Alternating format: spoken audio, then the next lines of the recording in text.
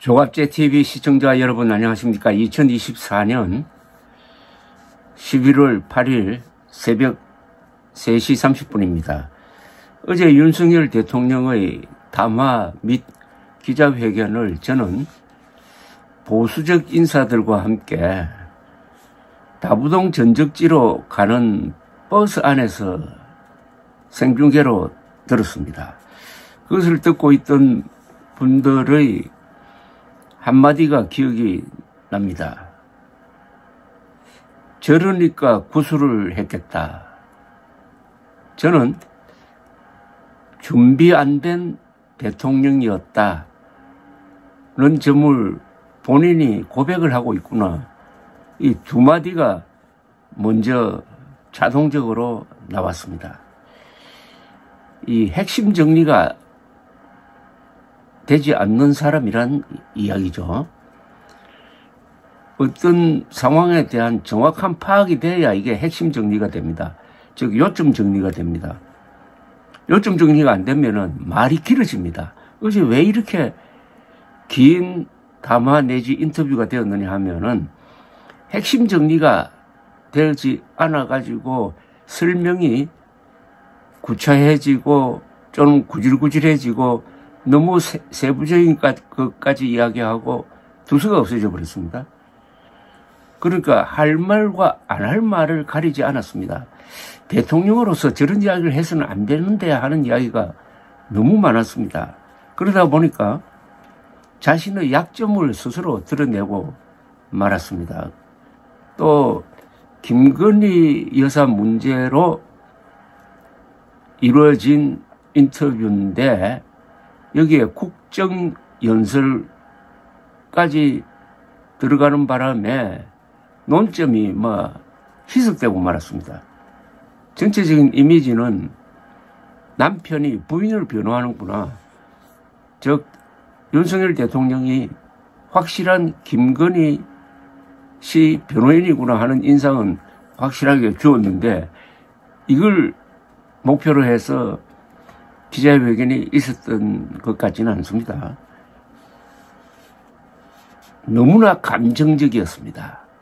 왜 내가 국회 시정연설을 안 했느냐 하는 문제에 대한 설명이 너무 길었고 그것을 듣고 있자니 좀 안쓰럽기도 했습니다. 국회로부터 당한 수모를 저렇게 뼈저리게 가슴에 쌓고 있구나. 똑같이 갚아주겠다. 이렇게 보였습니다. 국회와 대통령이 저런 식으로 감정적 대치를 하면 어떻게 되느냐. 듣고 보니까 국회도 특히 이 민주당도 문제가 심각한데 똑같이 갚아주는 게 대통령의 옳은 정책인지 그게 계산이 맞는 건지 하는 생각이 들었다는 이야기입니다. TK의 절대 지지를 받아가지고 오늘의 윤석열 대통령이 있다라는 고백 또한 너무나 순진한 이야기였습니다. 정치인이 이런 식으로 이야기하는 게 맞는 거냐? 순진한 거하고 순수한 게 다릅니다. 순수한 것은 세상 사물을 다 알고도 정신을 깨끗하게 유지하는 상태를 순수하다고 하고 순진한 것은 쉽게 말하면 세상을 잘 모른다는 뜻입니다. 나이브하다는 뜻이죠. 순수한 느낌은 들지 않았는데 어제 순진한 느낌은 들었습니다. 의료 대란에 대해서 질문이 한 번밖에 나오지 않았는데 지금대로 계속 가겠다고 했어요. 동해 유전 시추도 계속 하겠다고 했습니다. 이거 두 개 내년 봄쯤 되면은 윤석열 대통령의 발목을 확실히 잡게 될 것입니다. 인사쇄신도 사실상 거부를 했습니다. 어제 인터뷰 담화 합쳐서 2시간 넘는 시간은 윤석열 대통령의 시간이었습니다. 기자는 질문할 권한밖에 없습니다. 답변은 윤석열 대통령이 마음대로 해도 됩니다. 인터뷰는 사실상 답변하는 사람이 갑이고 기자는 얼밖에 되지 않습니다. 윤석열 대통령이 그 결정적 시간을 허비했느냐 아니면 잘 이용했느냐 하는 것은 오늘 신문 사설 제목을 보면은 잘 아시게 될 겁니다. 기회를 놓쳤다는 생각이 듭니다. 어떻게 했어야 되느냐? 한동훈 국민의힘 대표가 요구하는 대로 했어야 되었습니다. 김건희 여사의 대외 활동 전면 중단, 그리고 내각 비서실 대폭 개편, 의료 대란에 대한 반성과 사과와 궤도 수정, 이 정도는 있었어야 했습니다만 아무것도 나오지 않았습니다. 그 말은 국민들을 설득할 수 있는 좋은 기회를 놓쳤다는 거죠. 요사이 이런 사태에 대해서 비교적 균형 있는 보도를 하는 언론사가 동아일보입니다. 동아일보 사설은 제목이 어찌됐든 사과, 육여사도 어리둥절했던 140분 회견.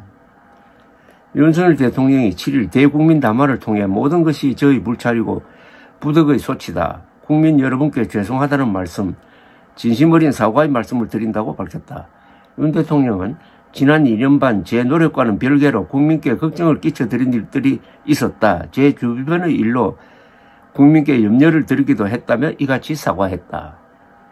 윤 대통령 본인과 부인 김건희 여사를 둘러싼 여러 논란을 제 주변의 일이라고 애둘러 표현하며 포괄적인 사과를 한 것이다.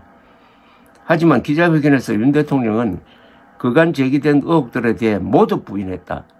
정치권 특히 여당 대표가 제기한 요구사항에 대해서조차 기존 입장을 되풀이했다. 급기야 국민은 무엇에 대해 사과를 했는지 어리둥절할 것 같다는 질문까지 나왔고, 윤 대통령은 구체적으로 말하기 좀 어렵지 않느냐. 어찌됐든 국민께 걱정 끼쳐드린 저와 아내의 처신에 문제가 있기 때문에 조심하겠다고 했다. 윤 대통령은 자신이 정치 브로커 명태균 씨와 통화한 것에 대해 매정하게 하는 것이 섭섭하겠다 싶어서라고 했다. 그 통화에서 김명선 좀 해줘라고 말한 녹음 파일이 나왔는데도 윤 대통령은 공천에 왈가왈부할 수 없었다. 공천 관련 이야기를 한 기억이 없다고 했다. 김 여사와 명 씨의 관계에 대해서도 취임 후 몇 차례 일상적인 문자나 전화를 했다고만 했다. 2달 가까이 나라를 뒤흔든 논란인데도 부적절한 일은 없었다는 답변이 전부였다. 회견에서 윤 대통령은 시종 김 여사를 감쌌다. 숱한 의혹들에 대해 침소봉대는 기본이었고 많이 악마화한 것이라고 했고, 김 여사의 역할을 두고도 대통령 부인이 대통령을 좀 도와서 선거도 잘 치르고 국정도 요감 먹고 잘하게 바라는 그런 일들을 국정농단이라고 하면은 그건 국어사전을 정리해야 될 것 같다고 했다. 박정희 전 대통령 부인 유경수 여사의 청와대 야당 역할에 빗대기도 했다. 윤 대통령은 심지어 김 여사가 이번 회견 때 사과를 제대로 하라고 했다고도 했다. 남편이 대국민 사과까지 하게 한 원인 제공자의 조언을 전하며 자신에게 미치는 영향력을 새삼 확인시켜준 것이다. 나아가 과거 정치 참여 선언 이후 지지자들로부터 받은 문자 수천 개에 김 여사가 밤새워 답을 보낸 일을 소개하는가 하면은 검사 시절부터 쓰던 휴대전화를 계속 사용하고 있는 게 문제라면은 문제라는 식으로 핵심 논점을 피하려 한다는 인상을 남겼다. 이처럼 민심과 괴리된 인식이 여전하니 제대로 된 후속 조치도 기대하기 어렵다. 야당의 특검 요구에 대해 윤 대통령은 사법작용이 아닌 정치 선동이라고 단언했다. 국민 다수가 특검 도입에 찬성하고 있는데 이런 민심은 외면한 채 정쟁이라는 측면을 부각하며 특검 거부 법리만 내세웠다. 김 여사의 활동 중단 요구에는 사실상 중단해왔다고 했고 특별감찰관 임명조차 국회 일이라고 했다. 대통령실 내각 개편에 대해서도 벌써 물색과 검증에 들어가 있다고 넘겼다. 국회 개원식과 시정연설에 불참한 것도 야당 탓을 하며 대통령이 국회에 가는 건 의무는 아니고 발언권이 있는 건데라고 했다.